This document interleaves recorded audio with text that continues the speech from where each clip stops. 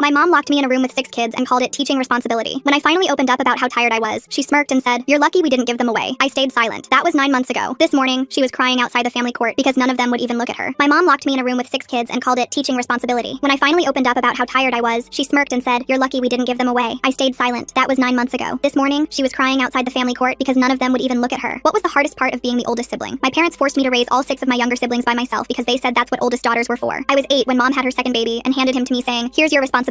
By the time I was 13, there were 6 more kids after me, each one becoming mine the moment they came home from the hospital. My parents moved all the babies into my room and told everyone they just had one very mature daughter. I thought this was normal. Mom always said oldest daughters in good families raised the younger kids so parents could focus on important things. I believed her because what else did I know? This was my job, my purpose, what I was born to do. The expectation came with a warning that haunted me every day. "If you ever complain or tell anyone you need help," Mom said, holding baby Oliver, "social services will take all these kids away. They'll split you up, put you in different homes. You'll never see each other again. Is that what you want?" I was 9 years old and the thought of losing them made me sob. She smiled and handed Oliver to me. "That's what I thought. You're their only chance at staying together." I handled everything while my parents lived like a carefree couple. Midnight feedings, potty training, homework help, doctor visits. They'd walk past crying babies like they were invisible. At restaurants, they'd get a table for 2 while I managed 6 kids at a separate table. When strangers asked if I was the babysitter, I'd smile and nod because the truth might mean losing everything. My parents had given me 6 hostages disguised as siblings, but each one of them had carved out a piece of my heart. Leo, the baby, only slept if I rubbed his back in exactly the right way. The twins, Luna and Ruby, had their own language but always translated for me. Oliver at 10 still crawled into my bed during thunderstorms. Ethan drew me pictures every day that said, "I love you, Mama," in crayon. Little Ivy called me her best friend. I was drowning and desperate but could never ask for help because I was so afraid they'd be taken from me. I was the only parent they knew, and they were all safe and okay. I couldn't risk ruining that. The school counselor noticed my exhaustion and offered to connect me with resources. I almost broke down and told her everything, but then I imagined Luna crying in some foster home, wondering why I let them take her away. So I smiled and said I just needed more sleep. By 13, I was a ghost of myself. I'd wake at 5 a.m. to pack lunches, braid hair, find matching socks for 6 kids. I'd missed so much school that letters came home, but I forged Mom's signature and prayed no one would call. Sometimes I'd fall asleep sitting up, still holding Leo. The truancy officer finally came to investigate. My parents acted shocked I'd been missing school. "We had no idea," Mom said sweetly. She shot me a look that said everything. One word, and they're gone forever. So I took the blame, said I'd been skipping, and accepted the consequences. Then my parents planned a week-long cruise, leaving me with 6 kids and $50. 3 days in, Luna fell off the playground and split her chin open. At the hospital, I held her while she sobbed into my neck, her blood soaking my shirt, her tiny hands gripping me like I was the only safe thing in the world. They wouldn't treat her without a parent. I sat there for 3 hours, my baby sister bleeding and crying, while I tried to forge signatures that might save her. I finally broke and called my grandmother. When she arrived and saw me covered in Luna's blood, trying to comfort 5 other terrified siblings while nurses debated calling social services, her face changed. She got Luna treated, then loaded us all into her van. "Please don't let them take us away from each other," I begged her. "I know I'm not doing good enough, but they're all I have and I'm all they have, and if you tell anyone, they'll split us up." I was sobbing so hard I could barely breathe. Grandma pulled over and held me while I fell apart. "Oh, sweetheart," she said. "What have they done to you?" For the first time in 5 years, an adult saw what was happening, and I was terrified of what would come next. My parents came home to an empty house and called the police. At Grandma's house, they spun their story perfectly. "Our daughter won't let us parent," Mom cried. "She threatens the little ones, tells them we'll abandon them if they come to us for anything. We've tried to help, but she's created this sick situation where they're all trauma bonded to her." The social worker separated us for questioning. I could hear Leo screaming for me through the walls, and every cry felt like my heart being ripped out. This was it, the moment Mom had warned me about. They were going to take my babies away. "She's poisoned them against us," Dad said. "We're concerned she might hurt them or herself if we forcibly separate them. That's why we've been careful, trying to gradually reestablish normal boundaries." I could see my grandmother start to wonder if they were telling the truth. The social worker looked troubled. She asked my siblings who took care of them, and even Oliver just said "Mama" and pointed at me. I saw her writing severe attachment disorder in her notes. She started making calls about emergency placement. We'd split up by morning, sent to different homes across the state. I was going to lose the only people that mattered to me, the only reason I had for living, all because I'd never been allowed to just be their sister like I should have been. Mom caught my eye and mouthed, "I warned you." The social worker's pen scratched across her clipboard while my world crumbled. Through the thin walls, Leo's screams grew more desperate. My arms ached to hold him, to tell him everything would be okay, even though I knew it wouldn't be. Grandma shifted in her chair beside me. Her hand found mine under the table and squeezed. The doubt I'd seen creeping into her eyes earlier seemed to waver as she watched my parents' performance. Mom dabbed at her eyes with a tissue, though no actual tears fell. She'd perfected this act over years of school conferences and doctor visits. Dad rubbed her shoulder and practiced sympathy while shooting me warning glances whenever the social worker looked away. The social worker, Ms. Chen, flipped through her notes. She'd separated us all for individual interviews. Standard protocol, she'd explained. Now we sat in Grandma's living room for what felt like a verdict on our lives. Oliver's voice drifted through the wall, high and scared. He was asking for me, not Mom or Dad, me, because I was the one who checked for monsters under his bed and knew exactly how he liked his sandwiches cut. Ms. Chen cleared her throat. She looked tired, like she'd seen too many broken families to count. Her eyes moved between my parents and me, calculating. Mom leaned forward, all maternal concern. She explained how worried they were about my mental state, how I'd threatened to harm myself if separated from the children. Lies wrapped in just enough truth to sound believable. I opened my mouth to defend myself, but Dad cut me off with a story about finding me asleep standing up, still holding Leo at 3 a.m. He made it sound like negligence instead of exhaustion, made it seem like I was the danger instead of the solution to their abandonment. Grandma's grip on my hand tightened. She'd been quiet since my parents arrived, processing everything she'd witnessed. The blood on my shirt from Luna's injury had dried to rust-colored stains, evidence of how alone I'd been when it mattered most. Ms. Chen asked about the hospital incident. Mom's face crumpled into practiced devastation as she explained how I'd taken Luna without permission, forged signatures, refused to call them. She left out the part where they'd been unreachable on a cruise ship. The lies stacked up like blocks, each one building a case against me. I was unstable. I was controlling. I was creating unhealthy attachments. I was the problem that needed solving. Through it all, my siblings' voices filtered through the walls. Ruby asking when she could see me. Ethan crying because he wanted to show me his new drawing. Ivy's little voice insisting I was her best friend, not her sister. Ms. Chen wrote everything down. Her pen moved across the page in neat lines that would determine our futures. 7 lives hanging on her interpretation of a situation too twisted for any manual to cover. Dad launched into another story, This one about finding me teaching the twins that our parents didn't love them. Another lie with a grain of truth. I'd never said those words, but I'd held them while they cried after Mom walked past them like furniture. I'd explained that some people showed love differently, even when I didn't believe it myself. The front door opened and Ms. Chen's colleague entered with my siblings trailing behind. Leo lunged for me the second he saw me, his little body shaking with relief. I caught him and held tight, knowing this might be the last time. One by one they gravitated to me. Ivy climbed into my lap beside Leo. The twins pressed against my sides. Oliver stood behind me with his hands on my shoulders. Even Ethan, trying to be brave at 7, leaned against my knee. Mom made a soft sound of distress. Dad shook his head sadly, as if this proved their point about unhealthy attachment. But Grandma was watching something else entirely. She saw how I automatically checked Luna's bandage, how I shifted to accommodate all of them without thinking, how my body curved protectively around them like I'd done it 1,000 times before, because I had. Ms. Chen observed our cluster with professional interest. She made more notes while Mom explained how the children refused to accept appropriate boundaries, how they'd been conditioned to rely solely on me. Something doesn't add up about these parents' story. They're crying about their daughter not letting them parent while the social worker's literally watching all 6 kids cling to their sister like she's their whole world. Leo buried his face in my neck. His breath was warm and shaky against my skin. I rubbed his back in the specific pattern that helped him calm down, muscle memory taking over. Grandma suddenly spoke up. Her voice cut through Mom's monologue with quiet authority. She asked Ms. Chen if she could share some observations from the past few days. Mom's face tightened. This wasn't part of their plan. They'd expected Grandma to be confused, overwhelmed, easy to manipulate. They hadn't counted on her really seeing us. Grandma described finding me at the hospital, covered in Luna's blood but keeping 5 other children calm. She talked about watching me manage breakfast that morning, how each child got exactly what they needed without me asking. She mentioned the homework folders I'd organized, the permission slips I'd signed, the lunches I'd packed with notes in each one. Dad tried to interrupt, but Grandma kept going. She described the bedtime routine she'd witnessed, how I'd read 3 different stories to accommodate different age groups, checked on everyone twice, responded to every call for water or monsters or just reassurance. Mom's mask slipped for just a second. Raw annoyance flashed across her face before she caught herself, but Grandma saw it. And more importantly, Ms. Chen saw it. The social worker asked to speak with Grandma privately. They stepped into the kitchen, leaving us with my parents and the colleague. The silence stretched tight enough to snap. Mom stared at me with eyes that promised consequences. Dad's jaw worked like he was chewing words he couldn't say in front of witnesses. My siblings pressed closer, sensing the danger even if they didn't understand it. Minutes passed like hours. Leo fell asleep against my chest, exhausted from crying. The twins whispered to each other in their special language. Oliver's hands on my shoulders trembled slightly. When Grandma and Ms. Chen returned, something had shifted. The social worker looked at our huddle with different eyes. She saw past the attachment disorder to something else, something that made her pen pause over her clipboard. She announced that she needed to do a home visit to see where we'd been living, how we'd been managing. Mom's smile went rigid. Dad's hand clenched on his knee. They tried to refuse, citing privacy concerns and the late hour, but Ms. Chen insisted. It was protocol, she explained. She needed to see the children's living environment to make a proper assessment. Grandma offered to drive us all. Mom and Dad had no choice but to agree or look like they had something to hide. We loaded into vehicles, my siblings still clinging to me like lifelines. The drive to our house felt like heading to an execution. Every mile brought us closer to evidence I'd hidden for years. The single bed where all 7 of us slept, the lock on the outside of my door, the calendar where I tracked everything because I was too exhausted to remember. Mom chatted pleasantly with Ms. Chen during the drive, spinning stories about family game nights that never happened and vacations we'd never taken. Dad added supporting details with practiced ease, but Luna chose that moment to speak up from her car seat. Her small voice carried clearly in the confined space. She asked if we were going back to the room, just the room, not home, not our house, the room. Ms. Chen's eyes flicked to the rearview mirror. She asked Luna what room she meant, and my brave, injured little sister explained in her matter-of-fact way that we all stayed in one room, always, because that's where I was and I kept them safe. Mom laughed, high and false. She explained that the children liked having sleepovers in their big sister's room. Wasn't that sweet? Didn't all siblings do that? But Ruby, not to be outdone by her twin, added that we didn't have sleepovers. We lived there. All our clothes were there, our toys, everything, because Mama needed us close to take care of us. The car fell silent except for the sound of tires on asphalt. Mom's knuckles went white where she gripped her purse. Dad stared straight ahead like he could will us to disappear. We pulled into our driveway. The house looked normal from the outside. 2 stories, nice yard, suburban dream. No one would guess what happened inside. Ms. Chen asked to see the children's rooms, plural. Mom led the way, heels clicking on hardwood, explaining about recent renovations that hadn't happened and organizational systems that didn't exist. She opened doors to pristine bedrooms that belonged to no one, guest rooms with dusty surfaces and empty closets, spaces decorated for children who'd never slept there. Then we reached my room, our room. Mom's hand hesitated on the doorknob. Dad suggested maybe we could skip it since it was probably messy. Teenage girls, you know how they are. But Ms. Chen insisted, and when the door opened, the truth was laid bare. One twin bed pushed against the wall, a crib crammed in the corner, sleeping bags rolled up in the closet, a single dresser overflowing with clothes for 7 children in various sizes, the lock on the outside of the door that had kept us in during their dinner parties. Ms. Chen stepped inside slowly, taking in every detail. The homework station I'd created from a card table, the color-coded bins for each child's school supplies, the schedule taped to the wall tracking feeding times and diaper changes and permission slip deadlines. Mom started explaining rapidly. Something about me insisting on this arrangement, something about teenage rebellion and control issues, but her voice had gone shrill, desperate. Ms. Chen examined the lock on the door. She tested it, noting how it only worked from the outside. She asked why a teenager's door would need to lock from the outside. Dad mumbled about safety, about keeping the younger children from wandering at night. But Oliver, brave Oliver who still called me Mama when he was scared, spoke up. He explained how the lock kept us in when they had company, how I'd taught them to be quiet when we heard it click, how I'd made it a game, pretending we were hiding from dragons, so the little ones wouldn't cry and make them angry. The truth spilled out in pieces. Ethan showing his drawings, all addressed to Mama, all featuring 7 little figures and no adults. Ivy explaining how I fixed her OEs because the other grown-ups were too busy. Luna describing how I sang them to sleep every night while the house party music thumped through the walls. Ms. Chen took pictures. She made notes. She asked careful questions that my siblings answered with innocent honesty. Each word another crack in my parents' facade. Mom tried one last manipulation. She pulled Ms. Chen aside and whispered about her concerns for my mental health, how I'd been showing signs of delusion, believing I was their mother, how they'd been trying to get me help but I refused. But Grandma had heard enough. She'd been silent through the house tour, watching everything with growing horror. Now she spoke up, her voice shaking with controlled fury. She asked my parents when they'd last fed their children, when they'd last helped with homework, or kissed a scraped knee, or read a bedtime story. She asked them to name their children's teachers, their favorite foods, their fears. Silence. Dad tried to deflect, but Grandma wasn't done. She asked why a 13-year-old had permission slip forms in her backpack, why she knew the pediatrician's number by heart, why the only recent family photos were selfies I'd taken with my siblings. Mom's mask finally shattered completely. She snapped snapped that they'd given me everything. A roof over my head, food to eat, siblings to love. What more did I want? Love, I thought but didn't say. Parents, a childhood, the chance to be a sister instead of a mother. But those words stayed locked in my throat like they'd been trained to. Mizzy Chen had seen enough. She announced that she needed to make some calls, consult with her supervisor. In the meantime, she strongly recommended the children return to Grandma's house for the night. Mom protested, but it wasn't a request. Mizzy Chen's tone made that clear. She would be in touch tomorrow with next steps. There would be a formal investigation, home visits, interviews, court involvement if necessary. The word court made my stomach drop, but Grandma's hand found mine again, steady and sure. She'd seen the truth now. She understood what they'd done to me, to us. We gathered what we could carry. Favorite stuffed animals, Leo's special blanket, the twins' shared pillow. Mom and Dad watched from the doorway, their perfect parent performance finally over. As we loaded back into Grandma's van, Mom caught my arm. Her nails dug in just enough to hurt. She leaned close, her breath hot against my ear. She reminded me what happened to children in foster care, how they got split up, sent to different states, how some never saw each other again, how this was all my fault for not being grateful. But Grandma saw. She stepped between us, breaking Mom's grip. She told my mother that the only fault here was theirs, that what they'd done had a name, and that name was abuse. We drove away in silence. My siblings dozed around me, exhausted from the emotional upheaval. I stared out the window at passing streetlights, wondering what tomorrow would bring. The streetlights blurred past as Grandma navigated through familiar neighborhoods. I held Leo tighter, his small body radiating warmth against my chest. The twins had fallen asleep holding hands across my lap, and Oliver's head rested heavy on my shoulder. Only Ethan and Ivy remained awake, their eyes wide with confusion. Grandma's house appeared like a sanctuary in the darkness. We stumbled inside, exhausted children clinging to whatever part of me they could reach. I settled them in the guest room, maintaining our usual sleeping arrangement because anything else would have terrified them. Leo whimpered when I tried to put him down, his fingers tangled in my shirt. Ms. Chen just watched 7 kids' entire childhood unravel faster than a cheap sweater, and Mom's still trying to sell her the concerned parent act while standing next to a bedroom door that locks from the outside. Talk about reading the room wrong. The house phone rang just as I'd gotten everyone settled. Grandma answered in the kitchen, her voice carrying through the thin walls. Mom's shrill tone penetrated even from a distance, making accusations and demands. Grandma hung up mid-sentence. She appeared in the doorway, her face grim. She explained that my parents were already working on their next move. They'd called their lawyer friend, someone who owed Dad a favor from years back. The manipulation machine was already spinning. I tucked blankets around my siblings, my hands moving automatically through routines I'd perfected over years. Grandma watched from the doorway, her expression shifting between anger and sorrow. She whispered that she should have known, should have visited more often. I shook my head. My parents had been too good at their performance. Morning arrived too quickly. Ms. Chen called early, scheduling another meeting for that afternoon. She needed to interview each child separately, she explained. Standard procedure for cases involving multiple minors. My stomach churned at the thought of my siblings being questioned alone. Grandma made breakfast while I dressed the little ones. She'd bought clothes that actually fit them, something my parents had never bothered with. Ivy twirled in her new dress, delighted by the bright flowers printed across the fabric. Such a simple thing, but it made my chest tight with emotion. The doorbell rang just as we'd finished eating. My parents stood on the porch, dressed impeccably. Mom wore her church outfit, the one that made her look like a devoted mother. Dad had his arm around her shoulders and practiced solidarity. They'd brought a woman with them. She introduced herself as their family counselor, someone they'd been seeing to address the situation with me. Another lie, but one impossible to disprove. The counselor spoke softly about family dysfunction and enabling behaviors, using clinical terms that made me sound disturbed. Grandma refused to let them inside. The conversation happened on the porch, my siblings pressed against the windows watching. Mom noticed and waved, her smile bright and false. None of them waved back. The counselor handed Grandma a folder. Inside were printed emails, supposedly from teachers expressing concern about my possessive behavior with my siblings. Forged, I knew immediately. The dates were wrong, the language too formal, but doubt flickered across Grandma's face. My parents left with promises to return with their lawyer. The counselor patted my shoulder as she passed, whispering that help was available when I was ready to accept it. Her touch made my skin crawl. Inside, Grandma spread the papers across her kitchen table. She studied each one carefully while I tried to keep my siblings occupied. But Oliver had heard enough. He crept to my side and pressed a crumpled paper into my hand. His school journal, the one I'd helped him with last month. The entry was about family. He'd drawn our house with stick figures. 7 small ones clustered in a single room, 2 larger ones standing far away. His teacher's comment in red pen. Oliver seems confused about family roles. Please discuss at conference. Grandma read it and her jaw tightened. She asked Oliver who had attended his parent-teacher conference. He pointed at me, explaining how I'd had to pretend to be the babysitter because parents were supposed to come, not sisters. She began making calls. Her church friends, other grandmothers who'd raised concerns about never seeing my siblings. Pieces of a puzzle my parents hadn't realized existed. Mrs. Patterson from down the street remembered seeing me walking 6 kids to the bus stop every morning while my parents' cars sat in the driveway. Ms. Chen arrived promptly at 2. She'd brought a colleague, someone who specialized in cases involving multiple children. They set up in different rooms, preparing to interview each child separately. My chest tightened as I realized I couldn't protect them from questions I couldn't hear. Leo went first, carried by Ms. Chen's colleague because he refused to walk away from me. His screams echoed through the house for 20 minutes before they gave up and brought him back. He burrowed into my arms, trembling. The twins went together, insisting they couldn't be separated. Through the closed door, I heard Ruby's clear voice explaining their daily routine. How I braided their hair each morning because Mom said it wasn't her job. How I knew which twin liked peanut butter and which preferred jelly. Oliver surprised me. He walked into the room with his shoulders squared, my brave boy trying to protect us all. He emerged 30 minutes later with red eyes but determination on his face. He whispered that he'd told them everything about the lock on the door. Ethan brought his drawings. I watched him carry a whole stack into the interview room. When he came out, Ms. Chen's colleague followed, holding one particular picture. It showed a figure labeled Mama, surrounded by smaller figures, while 2 adult shapes stood outside a thick black border. Ivy went last, clutching the doll Grandma had given her that morning. She chattered nervously as Ms. Chen led her away. Through the door, her voice carried clearly as she explained how I fixed her OEs and read her stories and checked for monsters because the other grown-ups were always too busy. While they interviewed my siblings, Ms. Chen questioned me in the kitchen. She asked about daily routines, medical care, educational decisions. I answered honestly, too exhausted to maintain any pretense. She took notes as I explained about forging permission slips and parent signatures, about missing school for pediatrician appointments, about stretching $50 to feed 7 kids for a week. She asked why I'd never told anyone. The question hung heavy between us. How could I explain years of psychological conditioning, the constant threat of separation, the way Mom had made me believe I was the only thing standing between my siblings and disaster? I tried anyway. I told her about the warnings that started when Oliver was born, the stories about foster care that gave me nightmares, the time Mom had driven us past a group home and described in detail how my siblings would suffer there because of my selfishness. Ms. Chen's expression shifted. She asked if I'd ever been allowed to have friends over, if I'd attended school events or activities, if I'd had any life outside caring for my siblings. The answer to everything was no. The interviews concluded as evening approached. approached. Ms. Chen and her colleague conferred quietly while I made dinner with Grandma's help. My siblings clung closer than usual, unsettled by the questions and separation. Leo hadn't let go of me since his interview attempt. Ms. Chen explained their preliminary findings. The children showed clear signs of parentification and role confusion. My siblings genuinely believed I was their primary caregiver. They showed minimal attachment to our parents and significant anxiety when separated from me. She scheduled a formal assessment for the next day. A child psychologist would evaluate our family dynamics. In the meantime, she strongly recommended the children remain in Grandma's care. She gave my parents this news over the phone, and I could hear Mom's explosion from across the room. That night, I barely slept. My siblings piled around me like usual, seeking comfort and familiarity, but my mind raced with possibilities. What if the psychologist agreed with my parents? What if they decided I was the problem? What if splitting us up really was the best solution? Morning brought new challenges. My parents arrived with their lawyer, a man who smiled too much and spoke in careful, measured tones. He presented documents about grandparent rights and custody arrangements, using legal terms designed to confuse and intimidate. But Grandma had made calls too. Her friend's daughter was a family law attorney who agreed to advise us pro bono. She arrived just as the meeting began, matching the other lawyer's smile with steel in her eyes. The psychologist arrived separately. Dr. Martinez was younger than I'd expected, with kind eyes and a gentle manner that immediately put Ivy at ease. She observed our morning routine without interfering, taking notes as I helped Oliver tie his shoes and braided the twins' hair. My parents performed beautifully. They greeted each child warmly, though Leo screamed when Dad reached for him. Mom explained it away as a phase, temporary confusion that would resolve once proper boundaries were established. She'd researched attachment disorders extensively overnight. Dr. Martinez conducted her evaluation through observation and play. She watched how my siblings naturally oriented toward me, how they sought my approval before answering questions, how they looked to me for comfort when confused or scared. She observed my parents too, how Mom's smile never reached her eyes when she looked at the younger children, how Dad checked his phone constantly, more interested in work emails than his children's activities, how neither of them knew which twin was which without checking the small birthmark on Luna's wrist. The lawyer tried to control the narrative. He presented my parents as victims of a disturbed teenager who'd inserted herself inappropriately into a parental role. He had printouts from online forums about sibling abuse, highlighting passages about older children who manipulated younger ones. But then Oliver did something unexpected. He walked to the table where the adults sat and placed his journal in front of Dr. Martinez. He'd written a new entry that morning, asking me to help him spell the words correctly. My sister takes care of us because nobody else does. She isn't mean. She loves us. Please don't take her away. Mom's mask slipped. She snapped at Oliver for lying, for being manipulated, for not understanding the situation. Her voice rose sharp enough to make Ivy cry. Oliver's journal entries keep appearing at exactly the right moments. First the drawing his teacher commented on, now this perfectly timed declaration. These kids seem remarkably organized for being so young, passing notes and keeping evidence like tiny detectives building a case against their own parents. Dad tried to calm her, but the damage was done. Dr. Martinez had seen the real woman behind the performance. The evaluation continued for hours. Dr. Martinez interviewed Grandma about her observations. Mrs. Patterson from down the street arrived unexpectedly, having heard about the situation from church friends. She testified about seeing me manage 6 children alone, about my parents' cars in the driveway while I walked everyone to school in the rain. My old teacher, Ms. Roberts, came too. She'd kept records of every forged signature, every missed parent conference where I'd shown up instead, every time she'd tried to contact my parents about my absences only to be told I was going through a phase. The evidence mounted like building blocks. Each person added another piece to the picture of neglect and abandonment my parents had carefully hidden. Mom grew increasingly agitated, her perfect mother facade cracking with each testimony. She finally exploded when the school counselor arrived with documentation of my declining grades and exhaustion. Mom accused everyone of conspiring against her, of trying to steal her children, of not understanding how difficult I'd made things. Dad tried damage control, but it was too late. Dr. Martinez had seen enough. She announced she needed to make her report to Ms. Chen immediately. The formal recommendation would take time, but her initial assessment was clear. The children had been subjected to severe parentification and emotional neglect. My parents' lawyer tried to argue, but even he seemed to realize the battle was shifting. He advised them to leave before more damage was done. Mom refused at first, making wild accusations about Grandma poisoning the children against her. But when Leo started crying and reaching for me, when the twins hid behind my legs, when even brave Oliver backed away from her approach, she finally stopped. The silence that followed was deafening. They left with threats of court battles and custody fights. The lawyer promised this wasn't over, that parents had rights, that one bad day didn't erase years of providing food and shelter. But his words rang hollow against the evidence of systematic neglect. That evening, Ms. Chen returned with official documents. Emergency custody was being transferred to Grandma temporarily. A full investigation would follow, but for now, we could stay together. The relief nearly knocked me off my feet. Grandma signed papers while I held my siblings close. They didn't understand the legal complexities, but they knew something important had happened. Ivy asked if we could stay forever. I couldn't answer through the tears. Ms. Chen explained the next steps. There would be court hearings, custody evaluations, mandatory family counseling. My parents would have supervised visitation rights initially. The process would be long and difficult, but the immediate danger had passed. She pulled me aside privately. She acknowledged what I'd done, the impossible situation I'd been forced into. She promised that keeping us together was the priority, that no one would punish me for protecting my siblings the only way I knew how. That night, Grandma tucked us all into beds she'd hastily assembled in her guest rooms. Real beds with clean sheets and enough space for everyone. Leo still insisted on sleeping next to me, but for the first time it felt like a choice rather than necessity. I lay awake listening to their peaceful breathing. Tomorrow would bring new challenges. My parents wouldn't give up easily. There would be court dates and evaluations and questions I didn't want to answer. But tonight, we were safe. We were together. And for the first time in 5 years, I had an adult who truly wanted to help. Grandma appeared in the doorway, checking on us one more time. She whispered that she'd hired a better lawyer, someone who specialized in cases like ours, someone who understood that family wasn't just about blood, but about who showed up when it mattered. The coming weeks would test us all. My parents would try every manipulation, every legal maneuver, every emotional weapon in their arsenal, but something had fundamentally shifted. The truth was out. The performance was over, and I was no longer alone in protecting the only family that mattered to me. The next morning brought chaos to Grandma's doorstep. My parents arrived with 2 lawyers this time, their expressions cold and calculated. Mom wore a conservative suit that made her look like a grieving mother. Dad carried a thick folder of documents. They'd filed emergency motions overnight. Their lawyers presented papers claiming I'd kidnapped my siblings, that Grandma was enabling a dangerous situation. They demanded immediate return of the children pending a full investigation. Grandma's lawyer reviewed the documents while I kept my siblings in the back room. Through the window, I watched Mom dab at dry eyes for the lawyer's benefit. Dad checked his watch repeatedly, annoyed at the inconvenience. Ms. Chen arrived within the hour, accompanied by her supervisor. They'd received the emergency filing and needed to assess the situation immediately. My stomach churned as they explained that such serious allegations required immediate action. The supervisor, a stern woman named Mrs. Thornton, insisted on interviewing me alone. Grandma's lawyer advised me to answer honestly but carefully. I sat across from her at the kitchen table, my hands trembling in my lap. She asked pointed questions questions about the night I'd called Grandma. Had I taken the children without permission? Technically yes, though my parents had left us alone. Had I refused to return them? Yes, because they'd abandoned us for a cruise. Each truthful answer sounded damning without context. Meanwhile, my parents' lawyers interviewed Grandma in the living room. I could hear Mom's voice rising occasionally, playing the victim perfectly. She'd learned new phrases overnight about parental alienation and emotional manipulation. Oliver crept into the kitchen despite instructions to stay back. He pressed against my side, and Mrs. Thornton watched our interaction carefully. When she asked him who took care of him, he pointed at me without hesitation. She wrote something in her notes that made my chest tighten. The twins escaped next, drawn by Oliver's absence. They climbed into my lap like they'd done 1,000 times before. Ruby explained to Mrs. Thornton that I braided their hair every morning because I was the only one who knew how. Luna added that I cut the crusts off their sandwiches just right. Mrs. Thornton observed how naturally they oriented to me, how I responded to their needs without thinking. She asked if they ever went to their parents for comfort. The twins looked confused by the question. Ruby finally said they tried once, but Mom said she was busy. By afternoon, all my siblings had found their way to the kitchen. Even Leo, who should have been napping, toddled in dragging his blanket. He climbed into my arms and fell asleep against my chest, his thumb in his mouth. Mrs. Thornton watched me juggle 6 children effortlessly. I helped Ethan with a splinter while holding Leo, mediated a dispute between the twins over a crayon, reminded Oliver about his inhaler, and fixed Ivy's twisted sock, all while answering questions. She asked about medical care. I rattled off vaccination schedules, allergies, medications, and the pediatrician's direct number from memory. When she asked my parents the same questions later, they couldn't name a single allergy or medication. The lawyers argued for hours. My parents' team insisted on immediate return, claiming every moment away constituted further psychological damage. Grandma's lawyer countered with documentation of neglect and abandonment. Dr. Martinez arrived for an emergency session. She'd been asked to provide immediate assessment given the serious allegations. My parents performed their routine again, but cracks showed. Mom snapped at Ivy for interrupting. Dad ignored Leo's outstretched arms, too focused on his phone. During a break, I overheard Mom whispering furiously to her lawyer. She wanted to know why this was taking so long, why they couldn't just take their property and leave. The lawyer reminded her to call them children, not property. Her mask had slipped enough that even he noticed. Mrs. Thornton pulled me aside privately. She acknowledged the unusual situation but said the allegations were serious. If my parents could prove kidnapping, I could face charges. The room spun at the thought of jail, of leaving my siblings completely unprotected. But then she added something else. She'd seen enough cases to recognize the truth. She advised me to stay calm, keep caring for my siblings normally, and trust the process. Her eyes held understanding that made me want to cry. Evening approached with no resolution. The lawyers agreed to reconvene tomorrow with a family court judge present. My parents left with threats about criminal charges and lawsuits. Mom's parting look promised retribution. That night, I barely slept again. Every sound made me think police were coming to arrest me. Leo woke repeatedly, sensing my distress. I held him close, memorizing his weight in my arms in case it was the last time. Morning brought a circus to Grandma's lawn. My parents had called extended family, painting themselves as victims of a teenage rebellion. Aunts and uncles I'd never met stood outside, demanding to see the children they'd never bothered to visit. Grandma refused to let them in. They shouted accusations about brainwashing and elder abuse. Someone called the police, claiming a hostage situation. 2 officers arrived, looking weary at the family drama. They interviewed everyone separately. By now, my siblings' story never wavered. I took care of them. I'd always taken care of them. The officers noted the lock on my bedroom door in the photos Ms. Chen had taken, the single bed for 7 children, the evidence of systematic neglect. The family court judge arrived at noon. Leo picking the worst possible times to need comfort shows perfect toddler timing. Nothing says, let's make this custody evaluation interesting, like a sleepy baby choosing the exact moment legal threats fly to demand cuddles from his sister mom. Judge Reeves was an older woman with sharp eyes that missed nothing. She commandeered Grandma's dining room as a makeshift courtroom, though she emphasized this was just a preliminary hearing. My parents presented their case first. Their lawyers painted a picture of concerned parents trying to retrieve children from a disturbed teenager's control. They had character witnesses, friends who'd never questioned why they never saw the children, who believed whatever story they'd been told. But then the evidence mounted against them. Ms. Chen presented her findings. Dr. Martinez explained parentification and role reversal. Mrs. Thornton, despite her initial skepticism, testified about observing me manage 6 children with more skill than most adults. The judge asked to speak with each child. My parents' lawyer objected, but she overruled him. One by one, my siblings told their truth. Oliver explained about the lock. The twins described sleeping on the floor. Ethan showed his drawings. Ivy talked about being hungry when I wasn't there to make food. Leo was last. At 2, he could barely testify, but his actions spoke volumes. When the judge asked him to go to his mommy, he toddled straight to me. When she clarified she meant his other mommy, he looked confused and pressed closer to me. My parents' lawyer tried damage control. He argued about biological rights, about temporary confusion, about the need for professional intervention to restore proper bonds, but the judge had seen enough. She issued a preliminary ruling. The children would remain with Grandma under emergency custody. My parents would have supervised visitation only, pending full psychological evaluations. Any criminal charges were dismissed as unfounded given the evidence of abandonment. Mom exploded. She screamed about her rights, about the injustice, about how we'd all regret this. Dad tried to calm her, but she turned on him too, blaming him for not controlling the situation better. Their perfect unity cracked in front of everyone. The extended family melted away, embarrassed by the scene. The friends who'd come as character witnesses left quietly. In the end, my parents stood alone on Grandma's lawn, their performance finally over with no audience left to appreciate it. But they weren't done. Over the following weeks, they tried every angle. They reported Grandma for elder abuse. They called CPS with anonymous tips about substance use. They filed complaints with the school board about truancy. Each investigation found the same thing. 7 children thriving in Grandma's care. Perfect attendance now that I didn't have to miss school. Grades improving. Leo speaking more words every day. The twins growing confident enough to play separately sometimes. The supervised visits were disasters. Mom spent the entire time trying to interrogate the children about what they'd told the judge. Dad sat in the corner on his phone, occasionally looking up to complain about missing work. The supervisor ended several visits early due to inappropriate behavior. They tried manipulation through gifts. Expensive toys appeared at visits. Bribes for affection. But Oliver pushed away the remote control car, saying he'd rather have someone read to him. The twins ignored the fancy dolls, asking instead why Mom never braided their hair. Their lawyer advised them to show genuine change. They enrolled in parenting classes but attended sporadically. They started therapy but fired 3 therapists who suggested they might be at fault. They couldn't fake accountability because they genuinely believed they'd done nothing wrong. Meanwhile, life at Grandma's house settled into new rhythms. I still woke early from habit, but now Grandma helped with breakfast. My siblings still came to me for comfort, but they began to trust Grandma too. Leo even napped in her arms sometimes. School became possible again. I joined study groups, made a friend, even attended a school dance. My siblings thrived with consistent care and actual parenting. Oliver's anxiety decreased. The twins developed individual personalities. Ethan's drawings showed happy figures now. The final custody hearing arrived 6 months later. My parents entered with new lawyers, their 4th set. They'd crafted a new narrative about temporary mental health struggles, about being overwhelmed about wanting to repair their family. But the evidence was overwhelming. 6 months of failed supervised visits, multiple professionals testifying about the damage done. My siblings' clear preference documented extensively. Even their new lawyers seemed to know they were fighting a losing battle. I testified last. The judge asked me directly what I wanted. For the first time in 6 years, I spoke my truth in front of my parents without fear. I explained the exhaustion, the isolation, the constant terror of separation. I described raising 6 children while being a child myself. Mom tried to interrupt, to correct my lies, but the judge silenced her. I continued, explaining how I loved my siblings but wanted to be their sister, not their mother. How they deserved real parents, not owners who saw them as burdens. The judge's ruling was swift and decisive. Full custody to grandma. My parents' rights reduced to supervised visits every other week, contingent on completing therapy and parenting classes. The parentification was noted as severe emotional abuse in official records. My parents left without a word to any of us. Their performance had no finale, no dramatic exit. They simply walked out, already discussing an appeal with their lawyers. But everyone knew it was over. They'd lost their audience permanently. That night, we celebrated quietly. Grandma made a special dinner. My siblings drew pictures and sang songs. Leo took his first independent steps across the living room, finally confident enough to let go. We cheered like he'd won an Olympic medal. Months passed. My parents' visits became less frequent. They'd cancel for work trips or social events. Eventually, they moved 2 states away for a fresh start, their visits dropping to monthly, then holidays only, then hardly at all. I started therapy to process 6 years of trauma. My siblings attended play therapy to learn healthy attachments. Grandma took parenting classes voluntarily, determined to give us everything we'd missed. We weren't perfect, but we were healing. On my 15th birthday, Grandma threw me a real party. Friends from school came, we played silly games and ate too much cake. My siblings made me cards with drawings and misspelled words that meant everything. For the first time, I felt like a teenager. The adoption finalization came through on a rainy Tuesday. Grandma officially became our legal guardian permanently. My parents hadn't contested it, too busy with their new lives to fight anymore. We stood in the judge's chambers, all 7 of us plus Grandma, becoming a legal family. That evening, I tucked my siblings into their own beds in their own rooms. They still sometimes climbed in with me during storms, but by choice now, not necessity. I kissed each forehead, said goodnight, and walked to my own room. My room, with posters on the walls and homework on my desk, with a door that locked from the inside if I wanted privacy, with space for just me because I was 15, and that's what 15-year-olds deserved. Grandma appeared in my doorway for our new nightly ritual. She asked if everyone was settled, if I needed anything, if I was okay. Such simple questions, but they meant everything. Someone else was checking, caring, parenting. I pulled out my journal, a gift from my therapist. Inside, I wrote about normal teenage things, school drama, crush updates, weekend plans. The entries were boring and beautiful, exactly what they should be. My siblings were safe, loved, and thriving. And finally, so was I. Thanks for sticking with me while I tried to make sense of all this. Definitely one of those stories that leaves you thinking. Like the video, it helps more than you think. See you in the next one.